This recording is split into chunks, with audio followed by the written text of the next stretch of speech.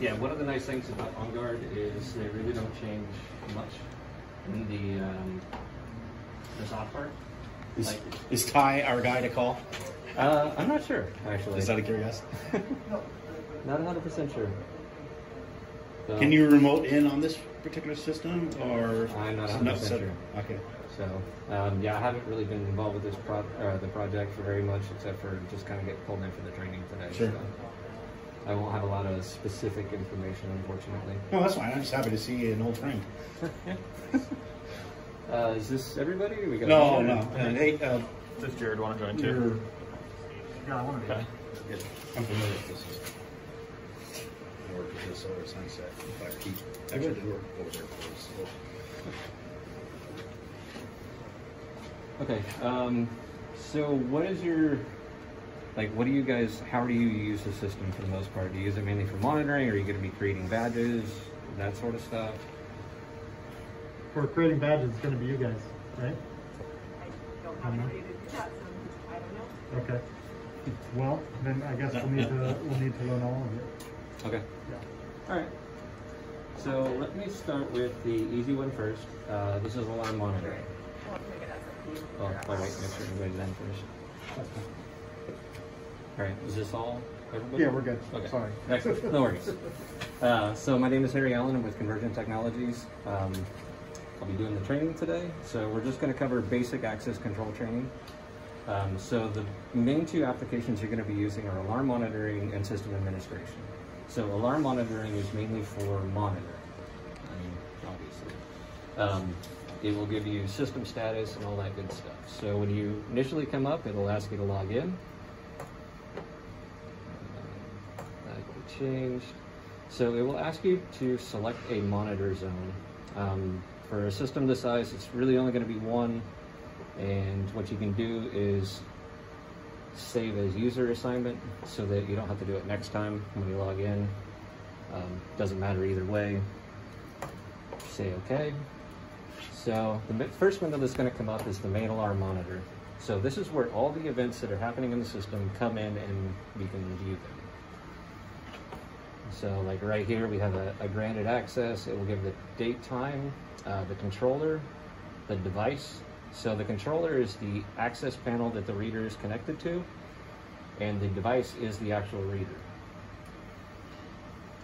Let's see, it will show you the card information.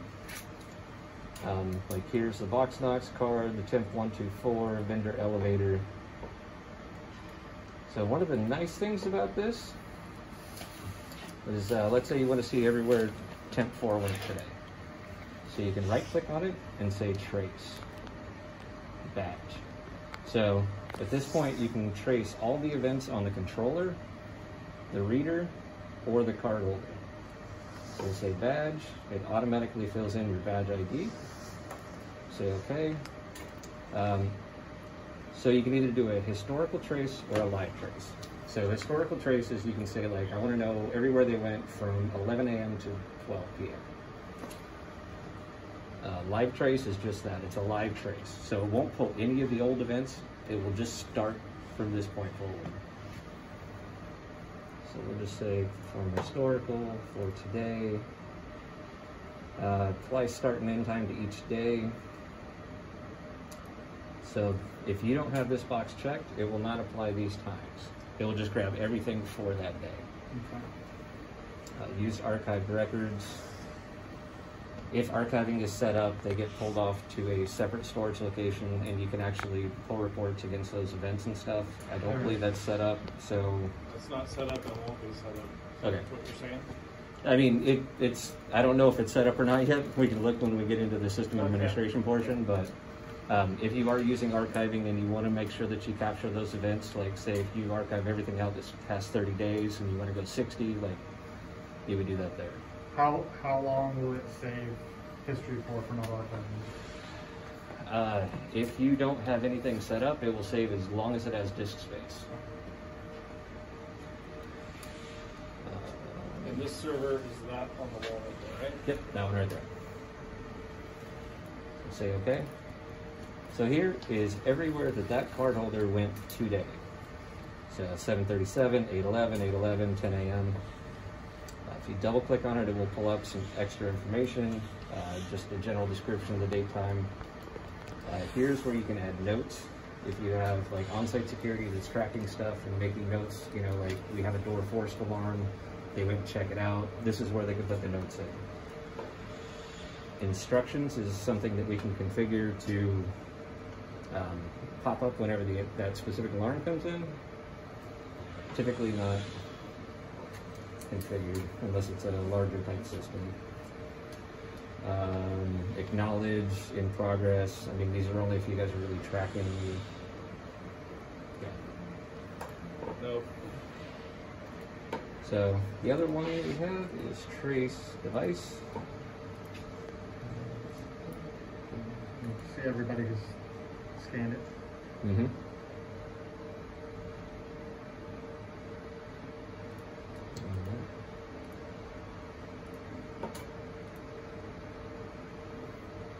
Go back there.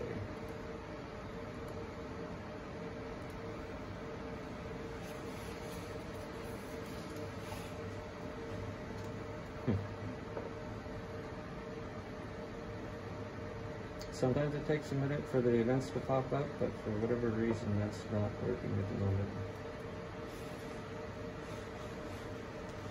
I can look into that. It might be that the 601B card reader isn't actually yet installed. Yeah, those events were from the 22nd. So let's do this. So that could have been from testing and then waiting on the actual device to get installed. There we go. Okay. So, we've traced the device. These are all door forced, door held. A single granted access on And it. that's all one door? There's one door. Okay. So, door held open. There's a specific time value that's configured. If the door is held open for longer than that, it'll kick an alarm out. And then door held open restored when the door is shut. It will go back. You see a lot of that guaranteed operators. So the other main window is the system status screen. So in here, we have the default zone, which is the monitoring zone that we selected in the beginning. And here is the panel. So this is the controller. And then if you expand that out, here are the individual devices or doors. And we get a live status on them, like 6th floor, 601C right now. It has been forced open, it's currently held open, and it's in the card-only access mode. It's forced open, meaning the key was used? It was not open with a badge. So whether somebody just pushed it open, they pried it open, they used a key, any of those things, if they don't use a badge, it will give the door forced open. Underneath, these are all the inputs, outputs, which I do not believe are configured, but it's all in there. It will show live status. Okay, so. And we have aux sensors on the exits, so if someone goes out the front door and forces open, but it reads them, we're not going to get involved with that. Yeah, that's the REX sensor. Yeah. It's a request to Yeah, exit. sorry, Rex, that's what I meant. Yeah. I apologize, yeah. Yeah, so if you have a REX trip, it will unlock the door. It won't generate the door first. All right, so I'm just going to go through the menus here. We have log off, switch log on. You can actually switch who's currently logged into the system, like say if you have a shift turnover or something like that. Change password, we'll change the password for the currently logged in account. Acknowledge, if you have live monitoring and you need to acknowledge alarms, it will, let's see. So view badge info. Here is basically a cardholder search. So this window is almost identical in both the alarm monitoring and the system administration screen. What you can do is search or add. So for search, click search. You can type any sort of information in any of these blocks to search for somebody that matches even remotely close. Like say if we type an A in the last name, there's nobody that has an A in their last name. Put it in 10? Put in what? 10? 10. Okay, so we have 4 cards. And where So- are you seeing all 4 cards? So down Oh, here, okay. let's say 104.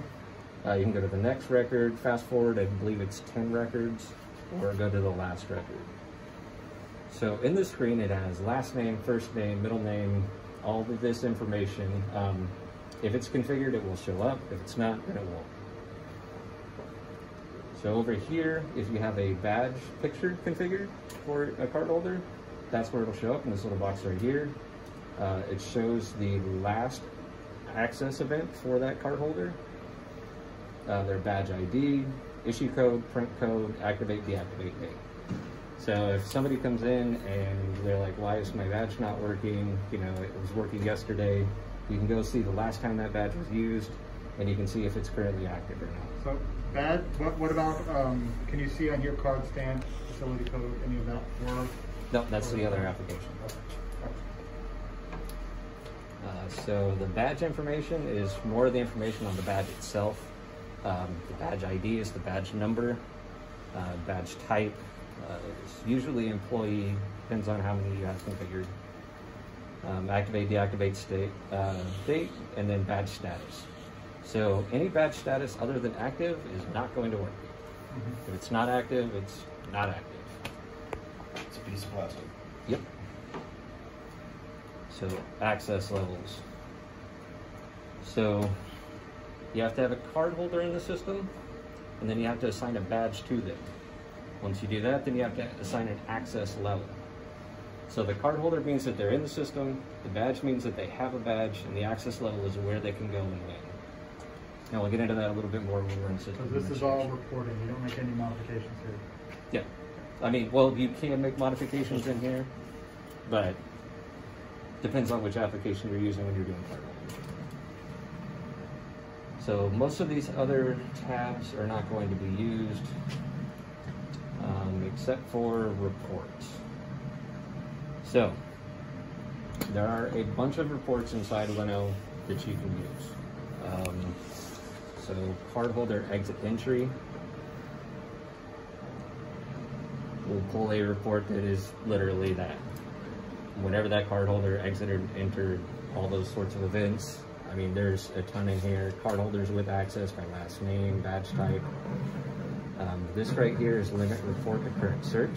So if you search for a subset of cardholders, like let's say you have 500 and you only care about 5, if you click that limit to current search, it will only search those people and report on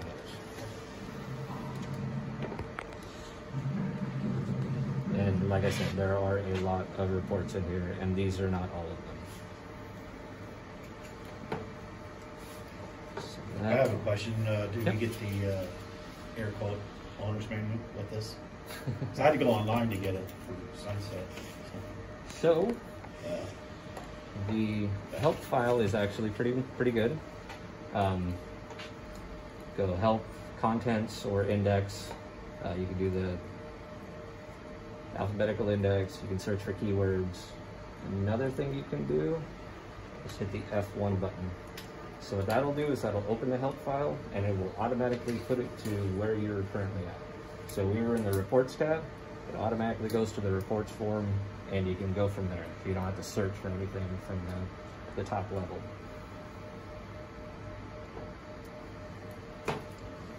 I saved it to a thumb drive. Took it to a printer. Yeah. Let's see, it's system status, certification. Just trying to see what else we would really go through in here. So reports. All right, so remember I said there's a ton of reports in here? There are a lot of reports in here. They will cover all kinds of stuff, even stuff you don't necessarily have in your system, but they're canned reports, so they're going to be in there anyway. So if you're trying to figure out, like, you know, what does this do? It may not have any pertinence to your system whatsoever. So one of the typical ones we see used is access granted events. So we select the report, and you have to verify that this little red check mark is on there, which they've gotten better about. The card reader one. So Yeah, well, there's one. So. we can set our date time filter. If you don't set anything, it will grab all the events in the database that are in Just like the other one, apply start and end time to each day. Here's where we can filter by card holder. So we can filter by last name, first name, or a specific badge ID if we want. So we'll say temp for last name. Reader filter. So if you don't click on anything, it will report all the readers, or you can specifically select a field. Okay. And remember where I said you had to verify the red check mark is on there? So in clicking these, there's no red check mark. You have to click on this icon and verify it says number selected. From there, we say preview.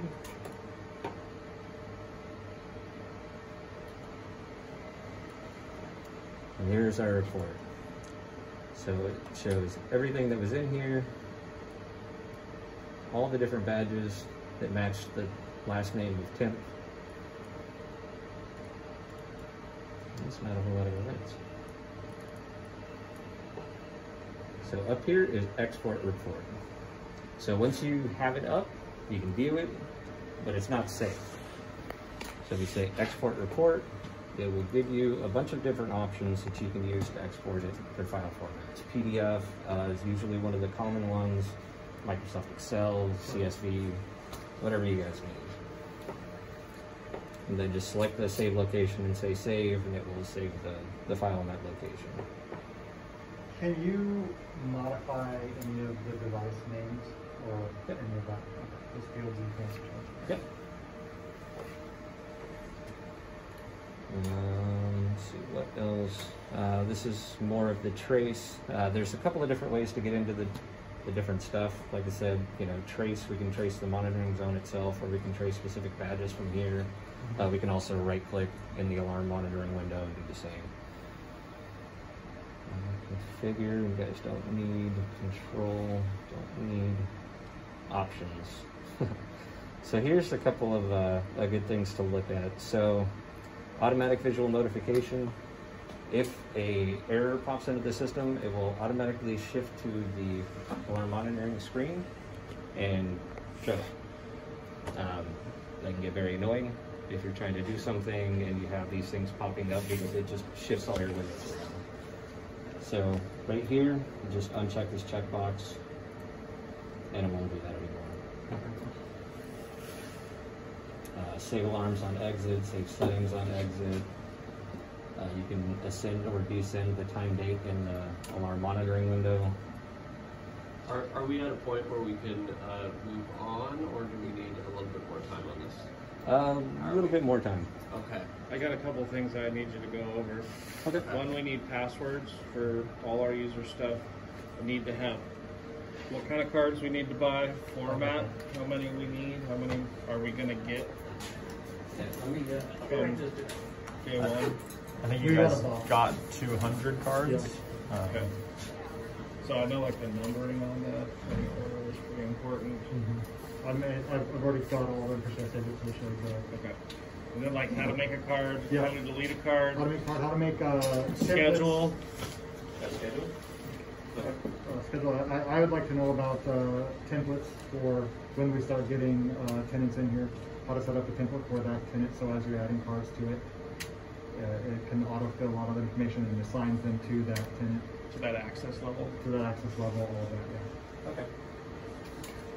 We figure out tax returns, but we don't know how to do it.